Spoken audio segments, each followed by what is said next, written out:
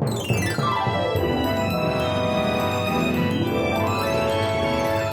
to the Skeptic Zone, the podcast from Australia for science and reason. Here are your hosts, Richard Saunders and Stefan Sojka0. G'day, Richard. It's good to see you again. Welcome to the Zone. Hey, Stefan. Of course, I'm always love to be back in the zone. I'm still almost over my jet lag. It was a bit bumpy, but I'm doing okay. Oh, you've just come back from Perth, haven't you? Well, actually, I'm just about to go to Perth. Oh, is that right? I know. All these time zones are driving me crazy. We hear a bit more about that later in the show, but Dr. Rachie and I are off to Perth. See, I've just been so swept up in the hype about you going to Perth that I thought that you'd already been. That's how excited I am. Well, by the time we do the next show in a couple of weeks, You would have been. Yes. And if you're listening to listen to this show right now on your podcast in a couple of weeks' time, you would have also been, even though you haven't quite been yet. I haven't been yet, but if you're listening to this in a few weeks, it's all over. Yeah, that's right. And it was great, wasn't it? It was fantastic. It was fabulous. Thanks for all the people who came to see me in Perth and Dr. Rachie. More about that later. This is actually Skeptic Zone show number 41. 41. For the 31st of July. Yep, the show's in its 40s. Oh, my goodness, that's pretty good going there. It's probably almost as long as Seinfeld went, isn't it? Oh, it's getting close. Easily. Well, it's good to have you along. And what have we got in store today? It's a bit of a kind of a routine show, but with a lot of excitement. Oh, yeah. Well, back to the good old format. We've got an interview with Joe Nickell. Now, Joe is a famed, legendary psychic and paranormal investigator. Oh, isn't it funny? If he was at a dinner party and you introduced him as a famous psychic and paranormal, and then someone butted in and offered him some hors d'oeuvres, they'd get the wrong impression. He would, but Joe would sort them out pretty quick, I think. He would, yes. Yeah, so he's been around for quite a while, hasn't he? Yeah, something like 30 years or something like that, in investigating monsters and ghosts and all sorts of things. He must have some stories to tell. Oh, he does. So we'll catch up with him in a moment. Yeah. We've got a book review. Kylie Sturgess0 over there in Perth does a book review about the Monty Hall Problem. Do you know about that? Oh, I must admit, as erudite and well-read as I am, I haven't heard of that one. This is where you're on a game show and there are three doors. Yep. There's a car behind one door and goats behind the other two doors. Right. And depends how hungry you are, which one do you want to pick. That's right. And the host says, you choose a door. Mm-hmm. So you say, I'll have door number 1. Yep. And the host says, well, I'm not going to open door number 1, but I will open door number 3. And he opens door 3 and there's a goat. Right. And then he says, now I'll let you either go with your original choice or change. Oh, what a conundrum. You would think that wouldn't make any difference, but it turns out that changing your mind and going with the other door increases your chances of winning. Is that right? Well, that's the big argument. That's we'll hear the more argument. About that soon. I guess it depends on the policy of the game show, doesn't it? Whether they like people to win or lose and how convincing the host is. But that's fascinating. Yeah. Now, that's followed by a grain of salt with Eran Segev0 looking at junior skeptics, skeptical kids. Skeptical kids. Excellent. Yeah. Good to see. Dr. Rachie's back with Dr. Rachie Reports, looking at some of the more zany and wacky goings-on of the anti-vaccination brigade. Oh, yes. And can we just add, we did a bit of a survey recently, and Eran and Dr. Rachie came out rather favourably. They did, yes, our little online survey. A lot of people like those two segments very much. I know, we were very disappointed, weren't we, Richard? We were, but they did like your music. Oh, that's nice. They did. No, we actually, there was some very good feedback from the show, so we're really happy and enthused to keep going. We will. Just because of the positive feedback, we'll keep going. Let's get into it. Well, before we do that, to round off the show, of course, we've got the think tank. Oh, yes, of course we do. Now, hold on to your horses. Let's get into it. Let's get into it. Okay, we're into the zone now.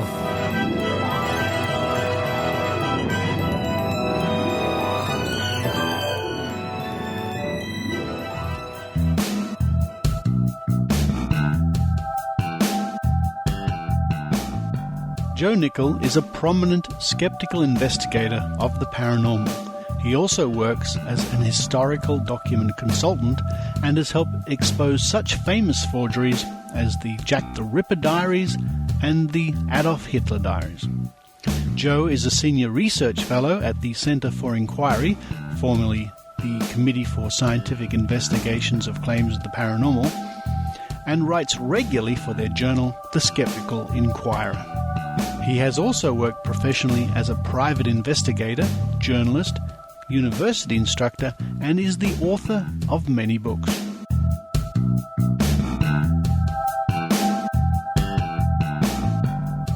And we're still here at the amazing meeting, TAM 7 in Las Vegas, and I'm catching up with paranormal investigator Joe Nickell. Hi, Joe.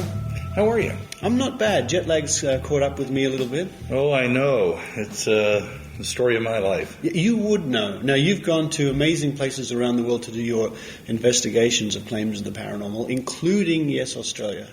Yes, great time in 2000 in Australia, and traveled around trying to eat one of each of your animals and investigating such mysteries as the mahogany ship and spiritualism and the fabled Yowie and other mysteries, and had just the best time and hope to be invited back.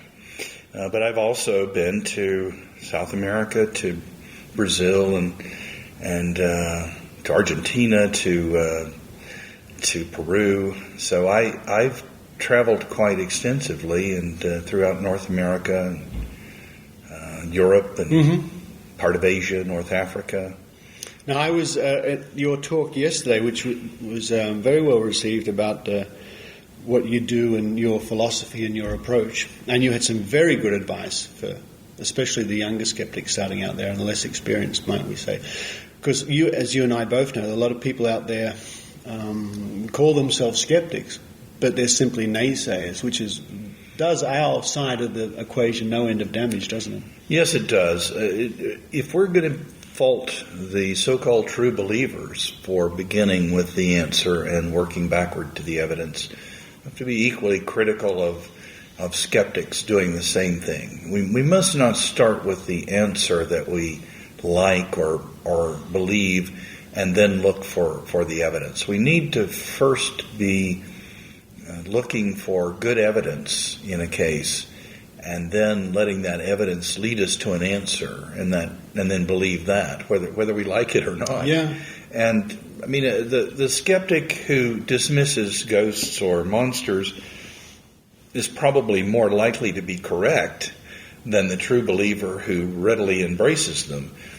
But it's really a dishonest habit of mind to dismiss something in advance of inquiring into it. And even if you say, well, but how many haunted houses do you have to go into before you realize there aren't any ghosts there? Well, I would phrase the question a little differently. I would say, well, if the question is, are there ghosts or aren't, that might be a reasonable attitude. But I don't think that's the question. And people look at me like, you've lost your mind. Of course that's the issue. There are ghosts or they're not. And I say, no, for me the issue is, do people in huge numbers believe there are ghosts? Well, yes, they do. Yeah. Well, then if that's the case, it behooves us to pay attention to that issue.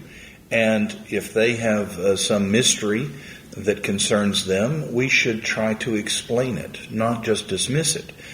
Otherwise, why are we bothering at all? Yeah. So I'm inclined to think that the squeaking wheel gets the grease. If there's a haunted house, a Bigfoot report, a flying saucer, and that's getting a lot of attention, then I say, okay, let's us give it some attention. Yeah. Let's not just hoot at it or dismiss it or make fun of people. No, if there's a question, if it's an easy question to solve, well, by all means, let us rush right in and solve it. If even we're not sure what's going on, if it's rather puzzling and we've not seen something quite like it, yes, maybe we don't think it's a miracle or we don't think it's a ghost, but let's just set that aside. Let's just set that aside. The issue is, what is it? Yeah. What's causing that phenomenon? Why don't we? And once we explain it, I'm confident that if we can actually explain the mystery, any needed debunking will take care of itself. Yes, sort of automatically, more or less, isn't it? Yeah. So you don't have to set out to debunk. And also, a lot of people, I've certainly encountered this when you come along to investigate or whatever, a lot of people have their minds made up about you before you set your foot in the door, that this man, this Mr. Skeptic, has come here to debunk. To debunk. Yeah. To say, I don't care what you say, I know this isn't real, I'm going to prove it to you that's not real. Now, I'm happy to say that in your case, and I try in my case, that's not true. really do go in with, well, let's see what's happening here. But I'm sure that it's hard to get that through to people. Have you found that? Yeah, absolutely. Yeah. It's very difficult. People have their sense of things, and it's very hard to convince them otherwise. But I think when we skeptics are at our best, and we do listen, and we look for the best evidence, and we let that evidence lead us to an answer, and that when we can, we respect people. That's not to say that the fraud artist, the phony, I won't kick in the teeth. I will. But you don't like using the word fraud, especially. No, in a specific case. I mean, we know that fraud exists, and we know there's fraud in the paranormal. In a specific case, we have to be careful about using the word fraud, because historically, there were cases where a skeptic would accuse a fortune teller of being a fraud. Well, what he meant was, maybe, I don't think she can really tell fortunes, and so she's not genuine. Yeah. But that's not what fraud means. In law, it means deliberately and knowingly being deceptive for the purpose of money. And a lot of fortune tellers may be sincere believers that they have special powers. That's my take. The angle I take is that most of them I've encountered, to my best judging ability, are sincere. Yeah. They can't. I joke sometimes. I'll say there are two types of psychics. Those who have no psychic power, but who believe they do, and we call them fantasizers. Uh-huh. The other type also has no psychic power. They know they don't, and we call them, charlatans. Yeah. But knowing which is which is not so glib, not so easy Absolutely to say. Right. I'm not a human lie detector, and so whenever I can, I give people the benefit of the doubt. It's much more useful for us when we can show, rather than trying to show what's in that person's mind, we say, look, I can show you they are not psychic, or they're not seeing the future. And that's why I sometimes, as you know, I wear disguises, or I create false personas, and I go. And if the person is unable to penetrate my falsehood, then I can see they're not very psychic. Yeah. And they should be saying, I'm getting bad vibes here. I'm seeing the name Nickell. So forth. But in fact, when they buy my persona and start giving me readings that would apply to the false persona and not the real me, I know that they're not really psychic. Now, I may not know that they're deliberately trying to hoodwink me, but it doesn't really matter. The main thing is to show that they're not successful. And I will say that I've spent much of my life going to fortune tellers. Yeah. From the 60s to today, certainly 40 years of doing this. And for me now, one of the poignant things that I'm looking back on with all this is in 2003, I learned I had all these years from 1967. I had a daughter I didn't know about, and not one fortune teller, astrologer, psychic, diviner, clairvoyant, not one of them ever said, you need to be aware that you have a daughter you don't know about, and her name is such and such, and she's so-and-so. Wouldn't that have been wonderful? And wouldn't that have been convincing? No, they didn't know it because I didn't know. Yeah. They know what you know. Yeah. And they're cleverly able to fish out information and interpret it and get you to play that game. And they may not do it shrewdly and deceptively.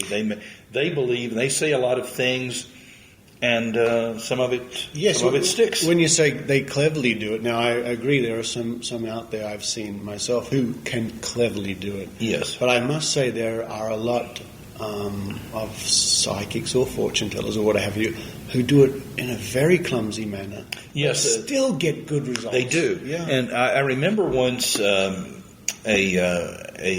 psychic that my old colleague, Dr. Robert Baker, now passed on, but he was a great ghost hunter and skeptic, and we did a book together, and we were great friends and colleagues for many years. And we decided on this particular psychic who was getting a lot of attention in our area, and we thought, well, we'll just take him out to lunch someday if he'll agree to go out with us, buy him a nice lunch and chat with him. And so we thought that was a great idea, and the psychic agreed. We took him out, had a nice lunch and nice conversation. And I asked the psychic at one point, I said, would you be willing to have your abilities tested? Oh, no, he said, I don't test well. Well, I mean, without being impolite, I sort of smiled, and I said, well, but you see the problem now, because if you say you don't test well, then I'm going to have to ask why you think you're psychic. Yeah. In other words, if we can't actually show that you have this ability, why do you think you have it? And he said, oh, that's simple. People tell me how accurate I am. So it's easy to see there that you could just believe that you have some psychic ability. You just say whatever comes into your mind, and you may be subconsciously assessing the guy's manner of dress and some little cues and things that he said. Maybe you met him 10 minutes ago, he's made some comment that would indicate he's a bachelor or something.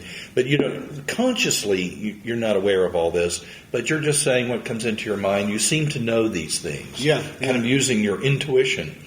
And that's probably a little better than pure guessing. You probably are picking up some cues and clues and things without being aware of it. Yeah. And so, however crudely and unartfully you may be doing it, you are kind of putting out some information for people, and they may respond to it. And if they're a believer, and they pick and choose, if you say something mistaken, they may challenge you on it. No, I don't have a sister. And then you may say, no, but I feel there's someone who's like a sister to you, and they will take whatever you say, picking and choosing and interpreting, and make it fit them. Absolutely. This is well known that people do this. Skeptics have given such readings and with good results. Yeah. And so you don't have to be a deliberate charlatan, shrewdly manipulating people to come to believe that you have psychic powers and do readings, and people tell you how accurate you are. Yeah. I give a talk sometimes about this, and I've come up with something I call the fishy cycle. Well, I have the fish cycle when someone catches a fish and it's that big, and on the retelling the fish is this big, yes, and finally the fish is well known, which is a fun, and who cares? That's great fun. Then I thought to myself, well, maybe I can adapt this, and I'll call this the fishy cycle, where when somebody comes to see a fortune teller or a psychic, they're usually sold before they step foot into the door. They're sold on the idea that the person they're coming to see. And you're right, they will distort and manipulate and twist things in the mind to make it all fit. Now, they'll go away and tell their friends what a great psychic this was. And their friends come back, and the original client will come back and tell the psychic, you were so wonderful last time. Reinforcement. Absolutely. So, of course, I can't blame someone for absolutely believing. Yeah, that's right. And so it makes our work even more difficult, because it would be so easy if they were all fakes and charlatans, and we could just catch them at their tricks and expose them. Well, that's another point. The good ones out there, the good charlatans, I'll say, have learnt, and maybe some of them have learnt from the Peter Popoff episode, you don't have to use gimmicks or tricks. Right, better that you don't. Yeah. I mean, when you look back at the history of spiritualism, and in the 19th century, let's say from the latter part of the 19th century into the early 20th century, there were lots of trance mediums who did physical phenomena, and there would be spirit materializations and darkroom seances, and spirits would write on slates and produce magical spirit writing, and objects would be apported. They would appear at tables out of nowhere. Flowers and other apports, and myriad other phenomena, physical phenomena. And the problem with the physical phenomena was that you could be caught doing these basically magic tricks in the dark. Yeah, which some of them were. Yes, someone like Houdini might whip out a flashlight. Someone might grab your hand. But my point, spiritualists used to do these what's called physical mediumship, and the problem with it was that they could be caught red-handed. Someone would grab their hand or turn on a light and catch them faking the phenomenon. So now we have this mental mediumship where certain practitioners can do readings under the bright lights of television. They no longer need the dark rooms. Yeah. And they're just playing mind games. They're fishing for information, throwing out things, hoping that you will pick and choose and interpret things to fit you. And they get by with this, and they cannot be caught, basically cannot be caught doing actual tricks. Now, we did catch, I was working with Dateline NBC, and we did catch John Edward, the famous guy. We caught him revealing information at a reading that, in fact, we know he had earlier in the day. We know he got that information in person and sat on it for a while. And that's clear, and so I think we caught him cheating. He's tried to wriggle out of it, but not very successfully. Yeah. But by and large, the mental mediumship is safer. It's a very interesting situation for us when we're trying to put our point of view to the general public, because there's nothing for them now to latch onto, like, look, if I cut this string, it falls down. Oh, it's a trick, all right? And you can explain that very simply, or if it's someone with a pole in the dark with these things that appear or disappear. But when we're talking now about the flow of cold reading, for example, you can't just nail that in one quick sentence to the untrained. And that's where they have a big advantage. I can't come along and say, they're doing this, dum-dum-dum, and the person says, oh, I understand that now. Yeah. What I'm trying to do with a lot of phenomena now is explain to people how we all are fooled by illusions. So that at my first haunted house, at Mackenzie House in Toronto, people were hearing footsteps on the stairs late at night. Turned out they're actually hearing footsteps on a staircase next door that was just a few inches away. Same staircase through a wall, was it? Or? Yes, there's actually a small passageway between the two buildings, but close enough to resonate and make the sounds. Or people seeing a long-necked, undulating serpentine creature on a lake like Lake Okanagan in British Columbia, or Newfoundland's Lake Crescent.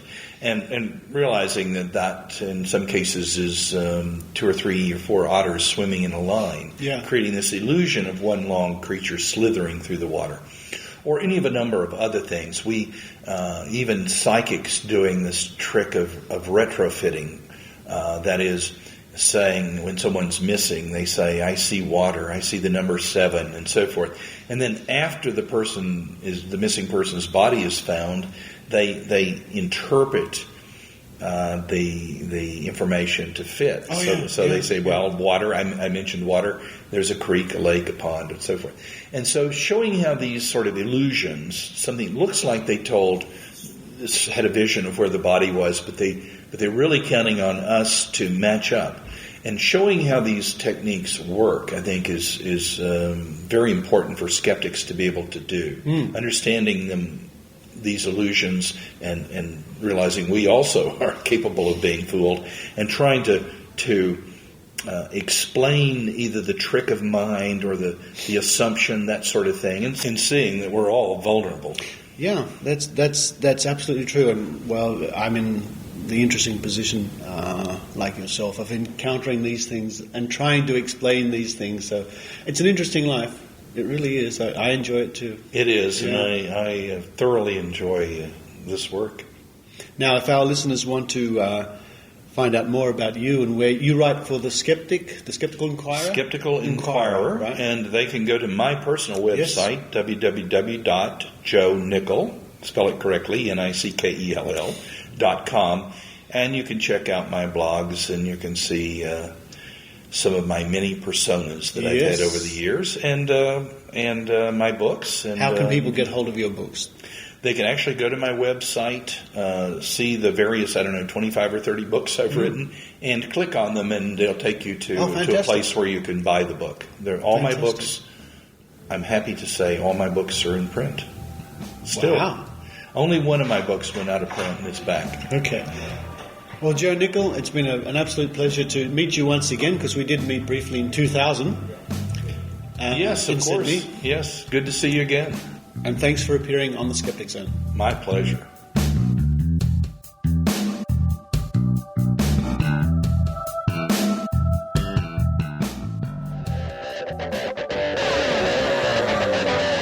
Hi, I'm Alistair Tate, host of the new bi-weekly podcast, The Pseudoscientists, the official podcast of the Young Australian Skeptics. Join Elliot Birch, Darley Breedis, Jason Ball, Jack Scanlon, Tay Rush, and myself to hear what our generation have to say about quackery, science, and the issues that concern us. Subscribe to our podcast, located at youngozskeptics.com. Grain of salt, grain of salt, grain of salt. Let's all take this with a grain of salt. Here's Eran Segev. Grain of salt now, grain of salt, you gotta take it with a... Hello, this is Eran Segev, taking life with a grain of salt. When I was about 4, my father would take me out almost every night before bedtime to look at the night sky. Equipped only with a small Reader's Digest guide to the night sky and a lot of enthusiasm, he would tell me the stories of Cassiopeia, the Big Dipper and the Little Dipper, the North Star, and many other celestial objects. My father could not even be considered an amateur astronomer. His knowledge was very limited. He could not identify planets other than Venus, and definitely knew very little astrophysics. What he lacked in knowledge, he filled with curiosity, enthusiasm, and delight at the wonders of nature. Without intending it or knowing where it would lead, he had instilled in me a lifelong passion for astronomy and for science in general. That, in turn, led to a skeptical mindset and to a tendency to think critically. Those listeners who have children or are planning to have children may sometimes wonder what they might be able to do to ensure their children become critical thinkers. I know that there are also those who consider such a notion to be wrong, seeing it as a type of indoctrination, but I disagree. Teaching a child to think critically is providing them with a skill. Telling them to think for themselves is the antithesis of indoctrination and is what every skeptical parent should strive for. In this talk, I will discuss some of the ways by which you can encourage your children to become critical thinkers. Be warned, though, if you do a good job, your kids will be less likely to respond well to, "because I'm your daddy and I said so." As is probably obvious from the story I opened with, I believe the best way to get your child to do anything is by modeling their behavior. By way of analogy, if you want your child to have good table manners, mind your own. Not only will the child usually want to copy you, you will also be well placed to commend them on doing the right thing, or putting them on notice for doing the wrong thing. If you make a habit of making unfounded statements or having opinions on matter about which you know very little, your children will know, and it won't matter how much you tell them to think for themselves. So my rules for raising little critical thinkers are: 1. Model critical thinking. Show your children that when a claim is made which requires supporting evidence, you seek the evidence. 2. Say, "I don't know." At least, say it when you really don't know. You can do even better by working with your child to find out the answer. It's a learning opportunity for you and for them. 3. Force them to think for themselves. If they ask a question that you feel they can figure out by themselves, ask them what they think rather than simply providing them with an answer. 4. Get them interested in science. Show them how wonderful reality is and what an extraordinary achievement it is that humans know so much with the help of science. 5. Above all, be enthusiastic. If you groan before you do something with your kids, they won't buy it. With these 5 rules in mind, I'd like to suggest some practical avenues for promoting critical thinking in your children. As I mentioned in a previous podcast, I object to lying to children, and this includes lying to them about cherished beliefs, such as Santa or the Tooth Fairy. Having said that, most parents would recognize the value of such imaginary entities to their children and want to avoid ruining a dream in favor of the harsh reality that Mummy and Daddy have to go to work in order to finance Santa and the Tooth Fairy. My experience is that there is no need to lie, and it's quite possible to play along with a fantasy without playing an active part in creating it. One of my children had a pet dragon, which he named Bragan, for almost 2 years, and while its presence, like that of most fire-breathing pets, was not always pleasant, we never thought to tell our child that the dragon was not real, as it clearly fulfilled a certain need. Instead, we simply played along. We asked him to tell us about the dragon when the subject came up, but did not make up our own stories or inflict our own ideas on him. At a certain point, he decided to get rid of Bragan, and we stopped hearing about it. Similarly, with the tooth fairy and another child, there came a time when questions arose around who might really be replacing the tooth with a few coins. Rather than saying, "You got me, mate, it's me," I chose to respond with what I considered to be the best way to deal with such queries. I asked what he thought, and soon enough he came to his own conclusions about the matter.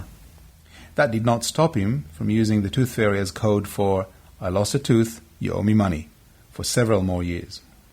That experience with the tooth fairy taught me a lot. I have since used the "what do you think" approach very often in relation to a variety of topics. For example, the kids got a glimpse of some miracle cure on a tabloid TV show.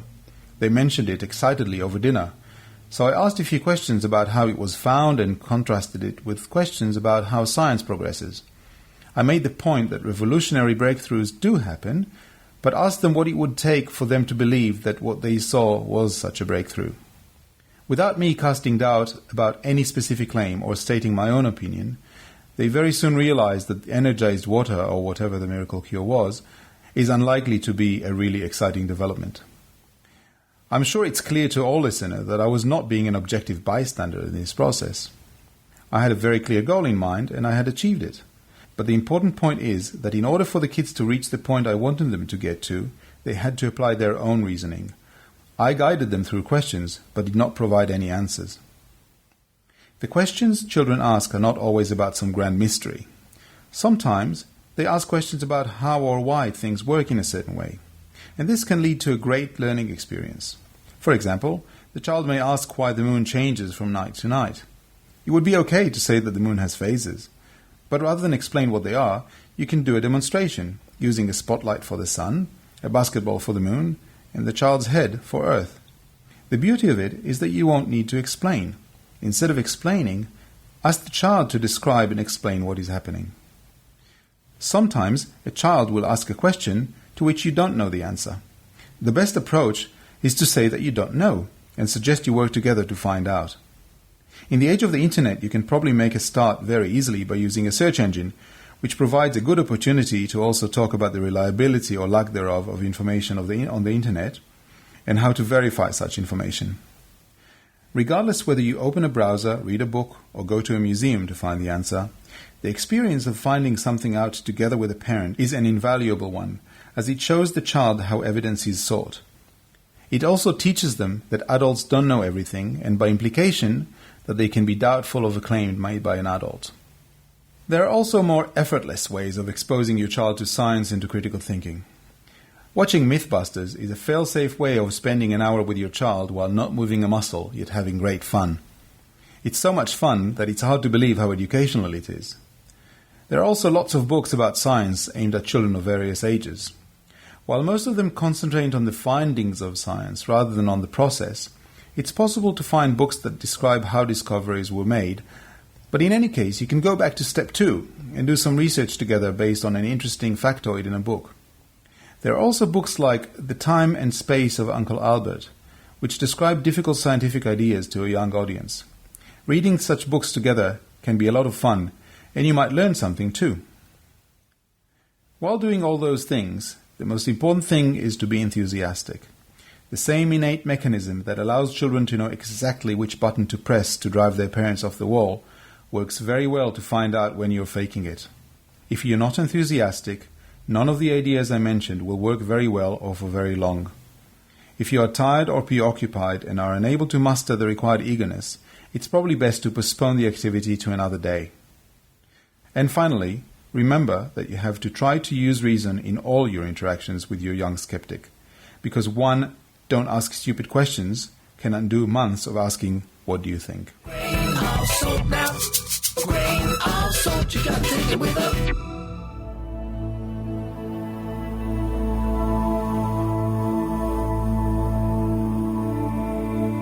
I'm Kylie Sturgis, and this is the Skeptic Zone's Token Skeptic Book Review. Jason Rosenhouse, an Associate Professor of Mathematics, is the author of The Monty Hall Problem, the remarkable story of math's most contentious brain teaser. My original idea for this book, he writes, was that an entire first course in probability could be based on nothing more than variations of the Monty Hall Problem. To pick up the book in the first place is to know something of the problem already. It is the rare math problem that finds its way onto the front page of the Sunday New York Times, but the Monty Hall Problem, somewhat akin to the Let's Make a Deal game show, achieved that in 1991. The heated argument that played out for 11 months previously was due to a Q&A column written by Marilyn Vos-Savant in Parade magazine. Now, as a young person, I enjoyed reading the Guinness Book of Records, and I wouldn't be surprised if many young people still do. And I remembered Vos-Savant's listing in the 1980s editions as the person with the highest recorded IQ. Could someone with the highest IQ get it wrong? What got mathematicians so angry that it ended up in the news? Could there be interpretations of the problem that aren't being addressed in the answers given? Here's one version that I've heard. You are Monty Hall's game show contestant, and he presents you with 3 identical doors. One hides a car, which you want, but the other 2 doors hide goats, neither which you want. You pick a door, but instead of opening it, Monty opens one of the other 2 doors. Monty knows, of course, where the car is and where the goats are, and he only opens a door that shows you a goat. In the case where you happen to pick the door hiding the car, he chooses one of the remaining doors randomly. So you have 1 door open with a goat and 2 doors unopened, including the one you picked. Monty now says he will give you a choice. You can stick to the unopened door you originally picked, or you can switch to the other unopened door. Do you stick or do you switch? Now that's part of the story, but as Jason Rosenhouse found, it doesn't end there. Some of the chapters are indeed mathematical, as you'd expect, with unknowns, XYZ, probability symbols, and so forth. He writes that it's possibly more a book for undergraduates with an interest in mathematics, but I would say that a keen high schooler could find a lot to enjoy in it, even if they did ask a few questions. The book is a discursive, entertaining journey and very well structured. Thorough references, historical investigations, philosophy, and even pop culture ideas, along with many different explanations of the Monty Hall Problem. If you're interested in mathematics as a recreational activity, this will entertain you. Rosenhouse wrote, no matter how many times he brings this problem up at social gatherings, he is amazed by the ability of a mere math problem to awaken such passion and interest. The importance of thinking clearly about probability cannot be dismissed. The Monty Hall Problem is a book that reflects that passion and interest, which is why I recommend it. You can read the Token Skeptic book review at the official site of tokenskeptic.org, and of course further links and news will be found at skepticzone.wordpress.com, the official blog for the Skeptic Zone podcast.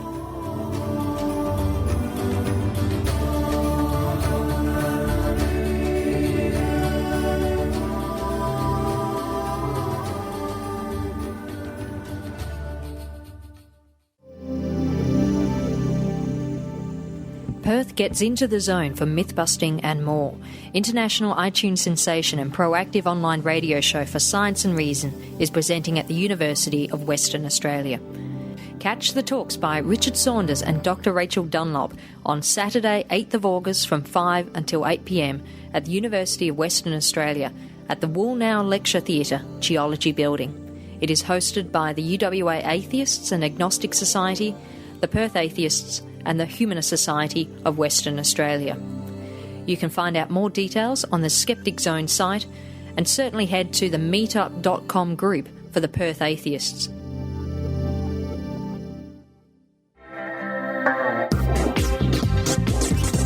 Now it's time for Dr. Rachie Reports with Dr. Rachael Dunlop. Hello everyone, and welcome to Dr. Rachie Reports. Well, it's been a while since I mentioned the anti-vaxxers in Australia, and after this week, I think it's time for an update. So some of you may have been watching with amusement the cat and mouse games this week on the various Facebook pages from the anti-vaxxers. As fast as they were filled up with evidence-based comments, these comments would magically disappear soon after, as they were deleted by the lunatic fringe anti-vaxxers.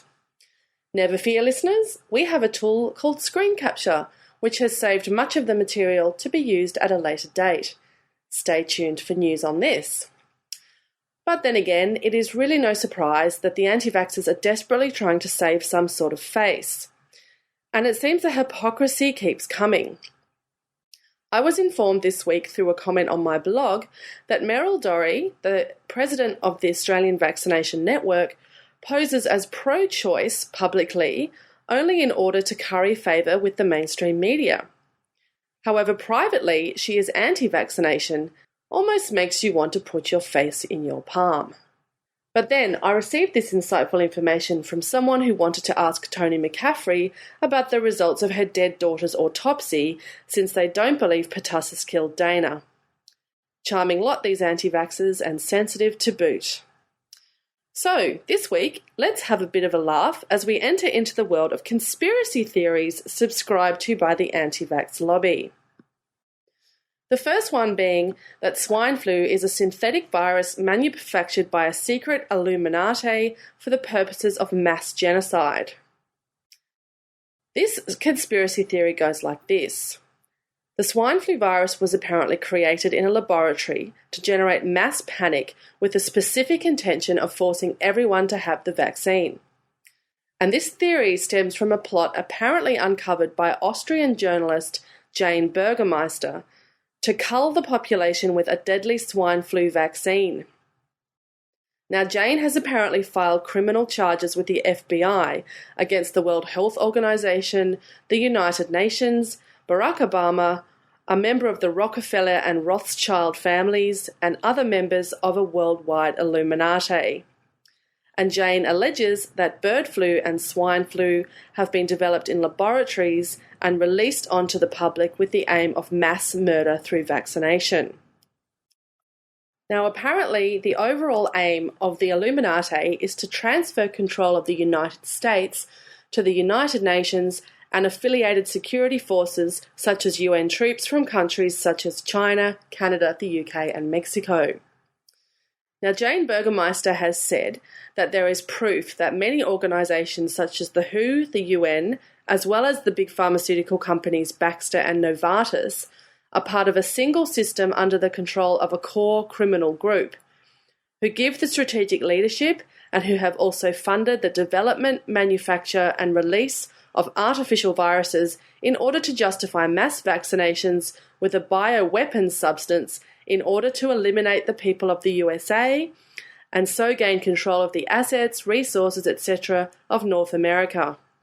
Now, according to an entry posted last Sunday on Meryl Dorey's blog, a cabal of interbreeding families is seeking to impose a global fascist dictatorship of total human control. Now, these families include the Rockefellers and the Rothschilds. Their vehicle is a secret society network with operational headquarters in Europe in places like Rome, London, Paris, Brussels and Berlin. Now, the Illuminati cabal established global bodies like the World Health Organization, the World Bank, the World Trade Organization, all designed to transfer power from the many to the few.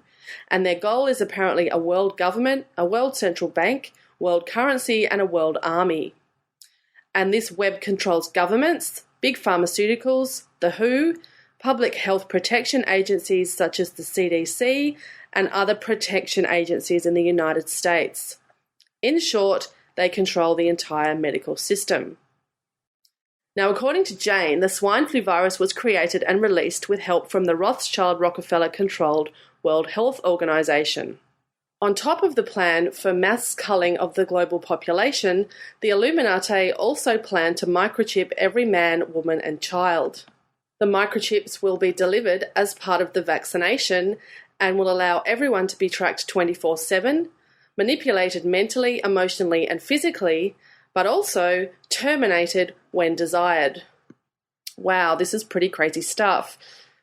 So just to reiterate, Barack Obama is the head of an Illuminati planning to kill the entire population of the world via a 3-pronged vaccination program, which will also inject us with microchips with the aim of controlling the entire population and killing us in a pinch.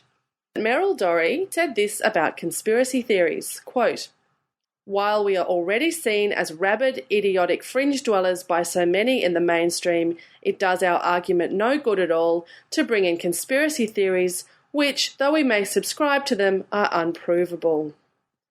Another plot designed to assist in this mass genocide via spread of swine flu is chemtrails. Now, apparently, chemtrails are being sprayed to compromise the immune system as a method for later large-scale infection of the population with swine flu. Apparently, an aerosol precursor of swine flu, which is then activated when it comes in contact with the vaccine, has been put into the air and almost everyone has breathed it into their lungs. Chemtrails apparently are now being frequently sprayed at the hours of 3 to 5 in the morning with the specific intention of compromising the immune system. And apparently sensitive people will react with sore throats and flu-like symptoms. Wait, flu-like symptoms? You mean like swine flu symptoms? Does this mean the Illuminati are controlling these planes as well? Spraying us with their manufactured bioterrorism to make us all slaves to the vaccine? Do you think the chemtrail people know that the swine flu people have infiltrated them? Hang on, I live under the flight path, really, really close to the airport. Oh shit, that's it. I've got to go find my aluminium hat. Where's my aluminium hat?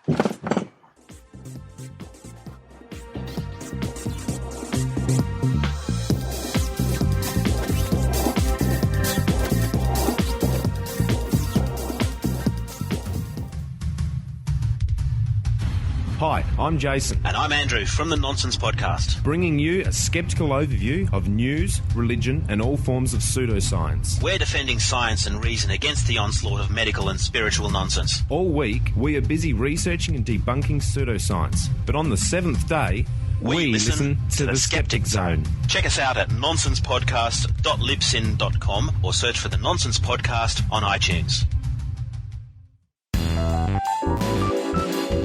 Join us now for drinking skeptically in the think tank. Good. Thank you. Cheers. Hello, everybody. Cheers. Clunk. And welcome again to the think tank. I'll put that carafe of wine down now. I didn't have a glass, so I... Just drinking out of a carafe. I'm actually using it to clink, that's all. Welcome again to the think tank, back in Australia again, after our wonderful adventure in Las Vegas, which we might discuss briefly later on. Welcome to Dr. Rachie. Hi, Richard. Hello. Over your jet lag yet, are you? Yes. You poor thing. Yeah, I know, it's tough. This international travel. Eran Segev, are you over your jet lag? What jet lag? I didn't have time to have jet lag. There you go. Dianne, hello. Hi, how are you, Richard? I'm over my jet lag.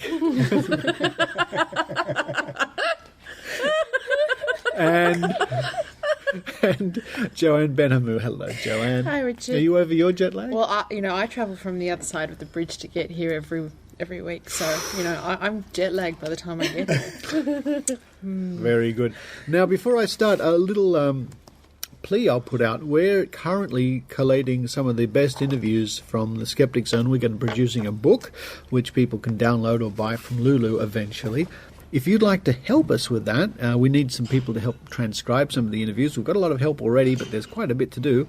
Drop me a line, richard@skepticzone.tv, and in the subject line, just put the word transcript. And if you can help us out, we'll give you credit in the book when it comes out. We only need people to do about 5 minutes, don't we? 5 minutes. Not very Some much. people have volunteered to do whole interviews or 10 minutes, so whatever you can do, we'd really appreciate it. There goes the machine in the corner over there, washing some glasses, I think, here at the club. And also, I'll quickly mention, don't forget, in November this year, in Brisbane, we have the Australian Skeptics National Convention. And they've called that Skepticon 2009. Say it fast, Richard. I'm not going to say it fast. Brisbane Skepticon 2009. Oh. See? Thank you, Rachel.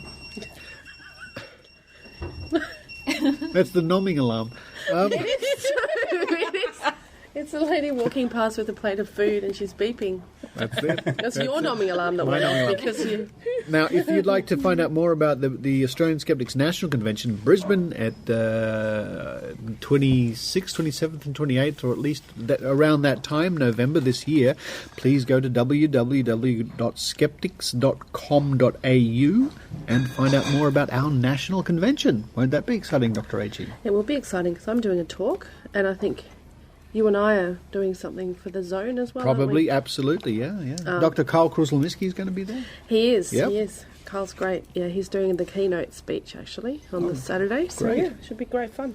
And a big thank you to Dr. Rob Morrison, who came to speak to us here in Sydney just this last weekend. I love Rob Morrison. Wasn't he great? He's just so fantastic. And We interviewed him a few months ago. He's the guy from the Curiosity Show, of course. And That's he right, gave a yeah. whole talk about optical illusions.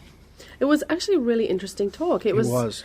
Also that he had a fair bit of information about the physiology behind illusions, or in fact how they work based on physiology, looking at the colours that the rods and cones pick up in your eyes and exploiting that to form illusions. And he did quite a few illusions on us, where he'd have his PowerPoint presentation and show something on the screen and get us to stare until we'd exhausted parts of our eyes, and then flick to another blank slide and you'd see something on the back of your retina. Colours would change. and Really all sorts of- amazing stuff, yeah. What I found most fascinating about this talk was that, we have usually on the Skeptics dinners, we have one dinner a year, whether it's magicians.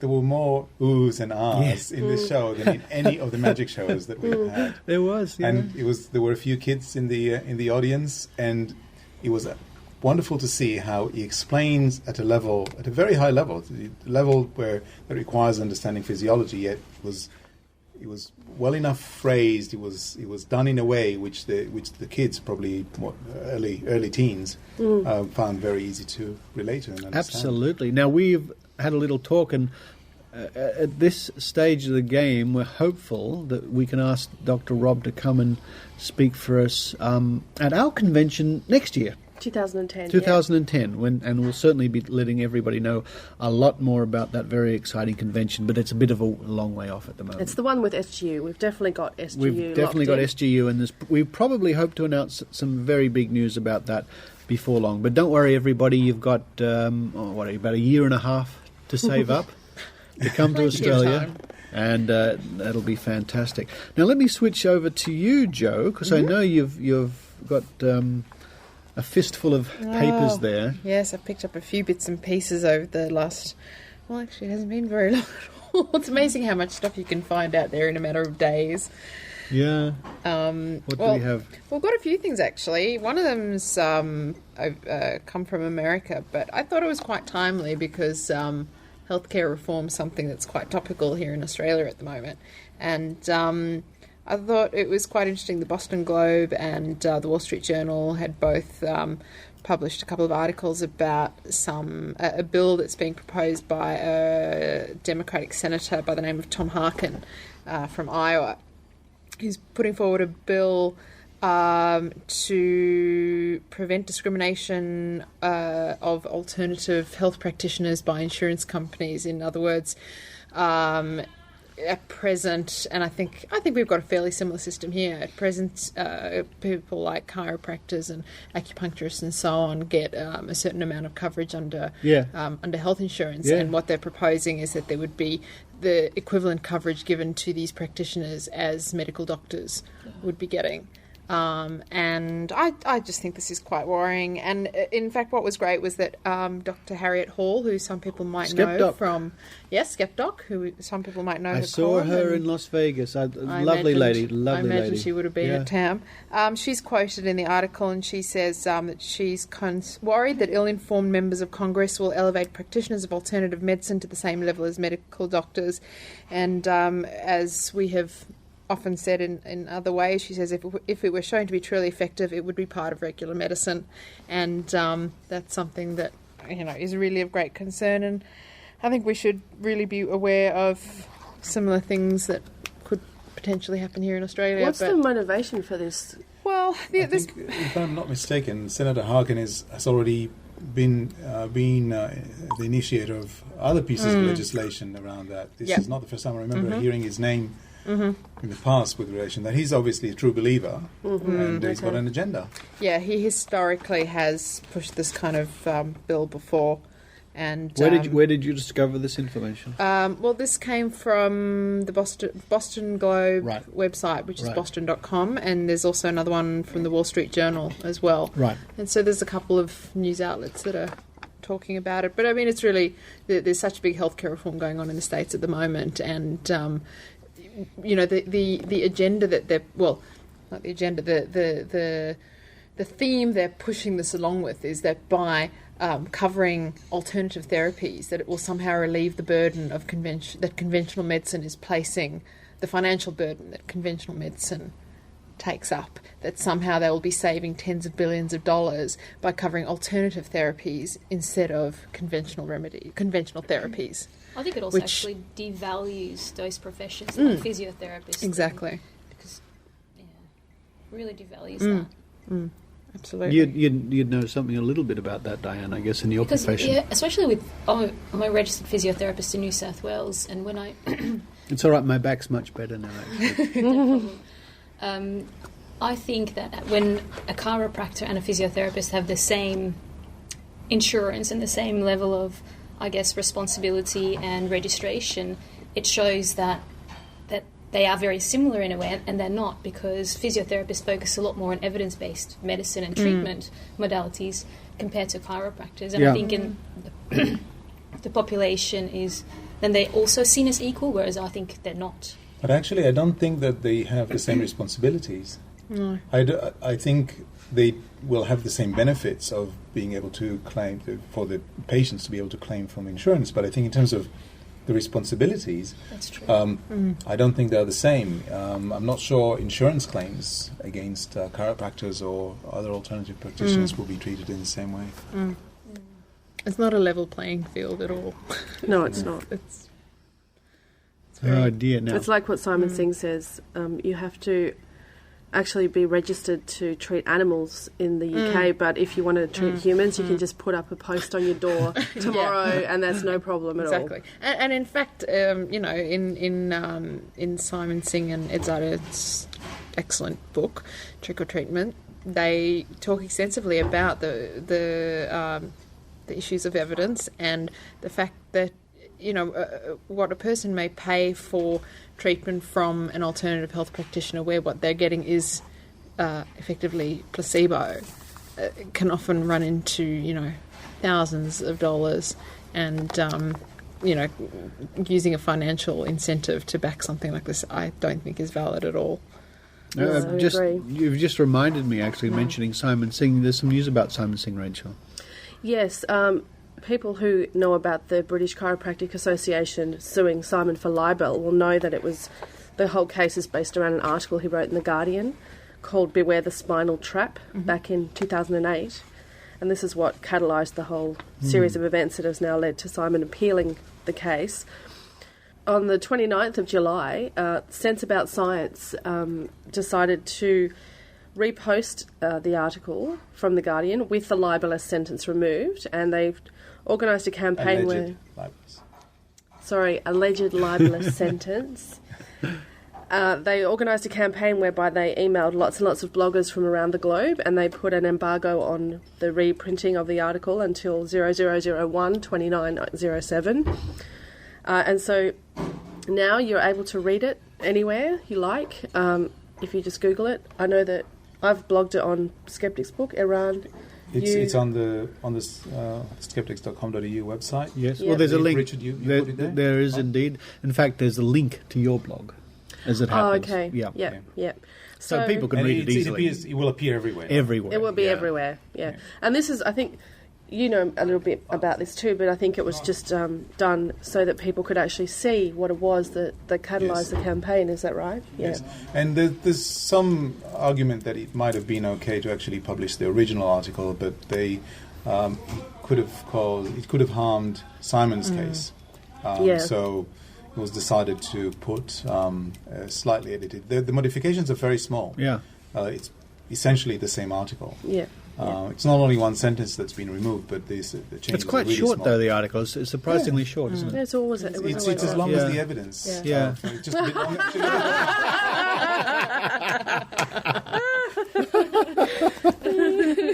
All right, so listeners can go to skeptics.com.au, or indeed if they look up... or skepticsbook.com. Skepticsbook.com, or again... you linked to me anyway. Many different places. All right, we'll cross over to the other side of the table.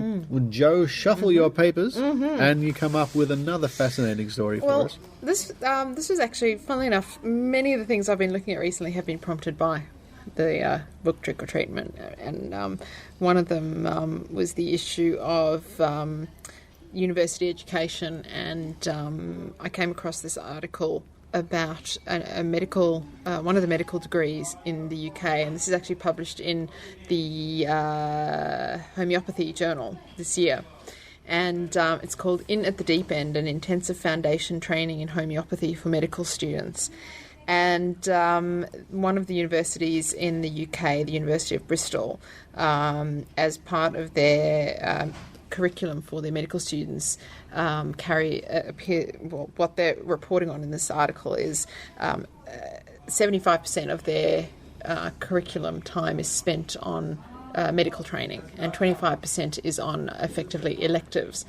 And this particular article is about an elective which they are providing in homeopathic medicine as part of a medical degree. In homeopathic medicine? In homeopathic medicine. Good heavens. And homeopathic medicine strikes me as it's contradiction in terms. Exactly. That's what we call it is an oxymoron. Yeah, exactly.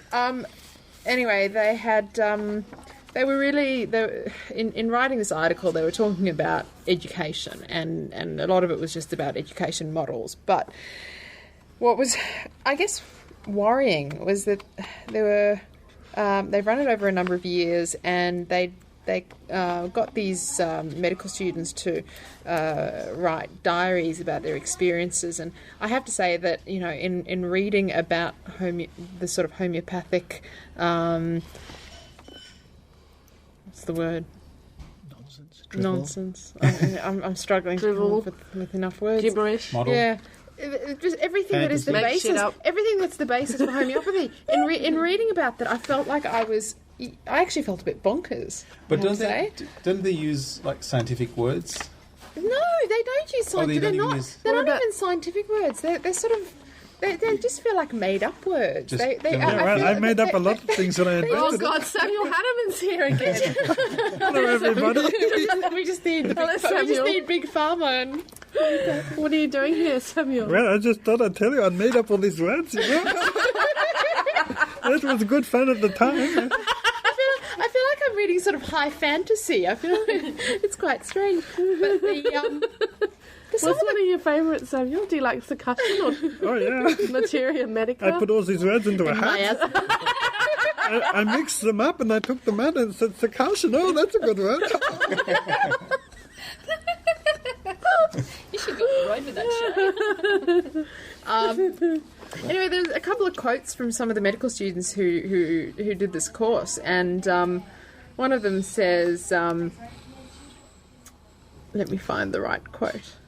My opinion has been changed dramatically. I now feel that homeopathy has a large role to play in healthcare. I feel that it is a shame that it has so much attack when it is beneficial for many. And then another one says, even if the tablets have no effect and the power of homeopathy lies solely in the consultation process, this is only testimony to the power of human kindness and not something to be taken lightly or dismissed in a randomised controlled trial. I wish listeners could see Dianne at the moment. Steve Novella, Dianne is about to faint here. She's gone red. She's gone bright red, and her mouth fell open. It reminds me. Steve Novella spoke about this trial for acupuncture. Did you visit his workshop on alternative medicine? He was full. Yeah, but I went in for about an hour. Abused my press pass. No, you used your press pass. So he was talking about this study that was done about acupuncture, where basically they showed that acupuncture, real acupuncture, if there is such a thing, sham acupuncture, which is done by using using pins, but that do not penetrate the skin, Yeah. and another acupuncture that uses there were basically random places, and there was also There was a control group. There was a control group nothing. that had nothing, and they basically all of the groups that had some kind of treatment did better than the control group, and they did the same. So basically, it was placebo, quite clearly placebo. But the way it came out from the researchers was that even sham acupuncture works. The acupuncture is so good, but even sham acupuncture. That's the same sort of thing. The same sort of reason. It's that thing, But although I agree, homeopathy is different because we do need homeopathy. Why? Because it's cheaper than normal medicine? No, because we're 70% water. So we do. Yeah, you're right. If we didn't drink. Speaking of which, cheers. Cheers. Actually, that's interesting, Joe, because I was sent an article today by a listener, in fact, about the use of alternative therapies in conjunction with conventional medicine. This is from the Advertiser from July the 29th, a few days ago. Where's the Advertiser? It's in Adelaide. Adelaide? Yes. A listener by the name of Clinton sent me this today. Okay. It's entitled Therapies Are What the Doctor Ordered. And it's saying that there are now cancer doctors that are urging patients to take up complementary medicines in addition to their conventional treatment. And this is because they say that these soothing therapies are said to help with side effects such as pain, nausea, vomiting, fatigue and psychological distress. It doesn't help with what's that side effect called? Cancer. Death. It doesn't help with that, does it? Also, did you know that marijuana is actually very effective? So you can't actually prescribe marijuana because it's an illegal drug, but you can prescribe homeopathy, which doesn't work. That doesn't make any sense That's whatsoever. pretty screwed, isn't it? The efficacy for marijuana with nausea is really strong. The evidence is really strong. Yeah. And also for pain. For some people, it also makes them want to eat. That's right. You're more hungry. Yeah, so it's used in late-stage AIDS, isn't it, Joe? In some cases. More numbing. Yes. You don't need that. But it's in full-blown AIDS, some people I wasn't aware are of that. Prescribed marijuana to increase their appetite. In Australia, can you prescribe marijuana legally? I don't know. I don't think so. I thought you could. I think you can. Medical marijuana. See, I thought you New South Wales, No, I didn't think you could. I don't think you can either. I know in the Netherlands you can, but not in Australia. Well, in the Netherlands.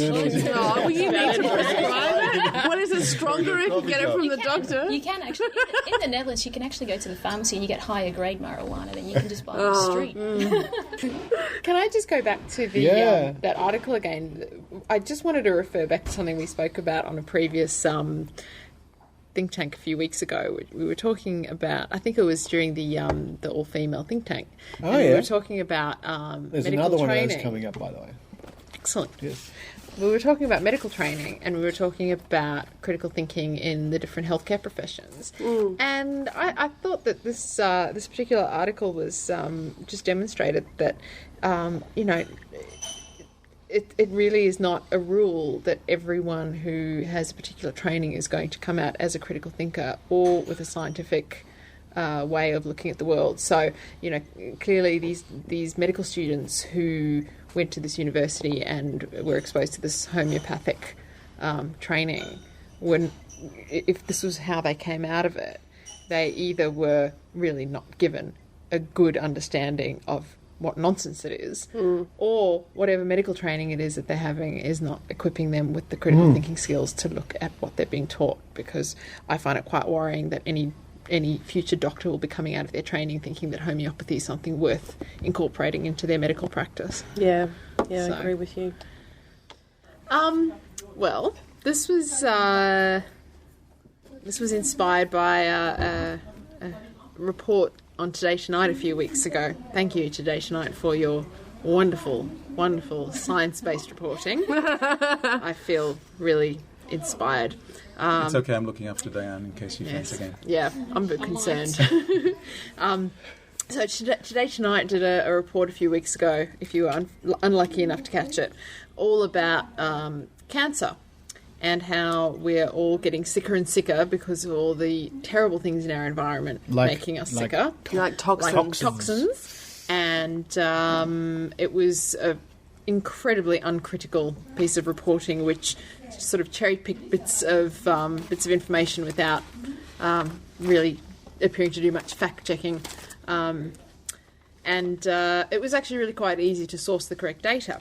But I thought it would be quite useful in talking about giving people ways to answer people's questions about woo and health facts and so on, to point people towards some of the really good websites out there that they can access. And one of the organisations that most people out there would know, Australians certainly, is the Cancer Council website.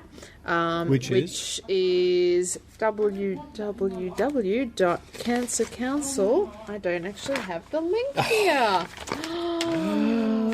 Hold that thought. I think it's www.cancercouncil. It's not on here. Well, if people Google Cancer Council. If you Google Cancer Council, it'll come up. Specifically, this one's the New South Wales website, and they've got a fantastic section on cancer myths and facts. Isn't that Victorian? This one specifically is New South Wales. New South Wales. Okay. I think they've all got their various separate sites, but specifically this one was on the New South Wales site, and it can answer in quite great detail questions about things such as food preservatives and cancer, formaldehyde and cancer, and a lot of the myths that we've all heard, such as deodorants and cancer. Hang on, I was looking at this list earlier, and I was most impressed. It's very extensive. Cancer myths and facts, and this is the list of myths. Mm-hmm. Things like air fresheners, artificial sweeteners, bras. Is there anything that doesn't cause cancer? Well, no, apparently not. Not if you're trying to sell something. Breast injuries, diesel, electric blankets. What? These are all things that people claim. Fake tans, food preservatives, fluoride, microwave ovens, microwave ovens, lipstick. Fake tans are Mobile phones. Yes. Mobile phones, lipstick. What if they got nail polish? Super glue. You shouldn't breathe that in, Richard. One of my favourite ones is the claim that surgery causes cancer to spread throughout the body. Of course it does, yeah. So anyway, I think that's a really great site that if people want That's to good. That's an look excellent up some site. stuff and find information for yourself or to answer other people's questions, there you go. Thank you, Joe. Thanks, Joe. Well, I think unless anybody has a last-minute post to mention. Just to have one thing, we said maybe we'll give there's little snippets about how to answer. It's not exactly in line with that, but a detection mechanism, how to detect woo. I think there's certain words that appear, if natural. Yes. They're words that have valid use outside of the realm of medicine or health. But once you hear it in as part of a discussion about medicine or health, natural would be one. Yes. Energy. Yes. Balance. Healing. Well-being. Healing, well-being. What other ones? There's words with there are a lot of words with scientific meaning that suddenly become when they're used. Sometimes by the even medicine scientific. people. The word scientific itself. Yeah. Actually, I think they Scientifically tested. Clinically proven. Clinically proven. Because clinically... can't be wrong. There's a phrase to look out for.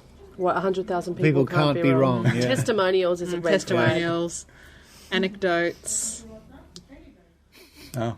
Can I just There's a lot of stuff. Can I just mention too that we forgot to tell our listeners that when we came to the club tonight, we found out that one of our favourite psychics is performing here tonight. Well, we're downstairs here, and upstairs in the auditorium is Ezio. Dianne. If I concentrate hard enough, do you think he'll be able to? Maybe he'll fall through the ceiling into the... Maybe we might have... Dianne and myself and Richard went to see him a few weeks ago at this same club, and he has a spirit guide by the name of Marcos. Yes. Now, I wonder if we've interfered with Marcos's energy tonight. It is Marcos, isn't it? Yeah, I think so. Same as your husband's name. Yes, Joe, that is true. Yes. Oh.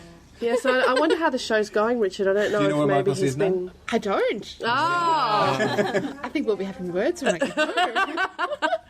I'm just thinking, though, we've got 5 skeptics sitting here. I think that our negative energy probably has had a bad effect on but there is something you need to know. There's no way we can make him worse. No, he's pretty bad. On that psychic note, I think we'll wrap up the thing. Thank you, Joanne. Thank you, Dianne. Thank you, Eran. And thank you, Dr. Rachie. Thank you, Rachie. Cheers, everybody. Cheers. Your attention please once again. The next courtesy bus will be departing.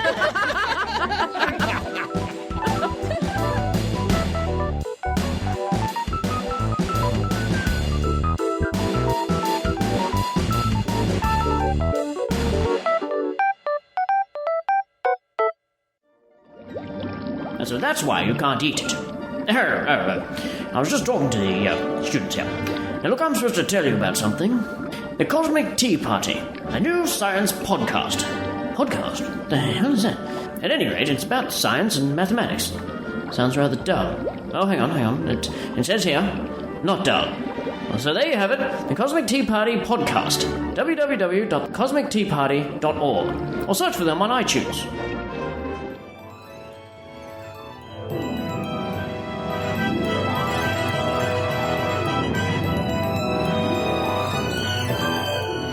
Richard, that was a very standard format show, but it was an excellent show, which kind of proves that the format's working. I hope so. And that's what the little survey we did online, people said they like the format very much. They like the format. Yeah. And you know why? Because it's got variety and it's got interest.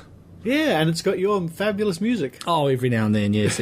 But also, I must admit, what great guests we're having on here. And wasn't Joe Nickell fascinating? What a character. Oh, I could talk to him for hours and hours and hours. But don't worry, next week our special guest for in the interview spot will be none other than Adam Savage from the Mythbusters. Oh, a legend and a famous person. Indeed. Eran Segev from A Grain of Salt caught up with Adam at the amazing meeting, and I can't wait to hear the interview either. Right, and he actually let the Skeptic Zone interview him? He did. Oh, wow. I don't know what sort of indictment that is, but we're pretty impressed. We are. So we can all look forward to that interview next week on show number 42. Excellent. So I guess we'll just leave everyone to it, and thanks everyone for listening, and we'll catch up with you next week. Okay then, Steph. See you, Richard. Bye. Bye. You've been listening to The Skeptic Zone. Visit our website at www.skepticzone.tv for comments, contacts, and extra video reports. The Skeptic Zone.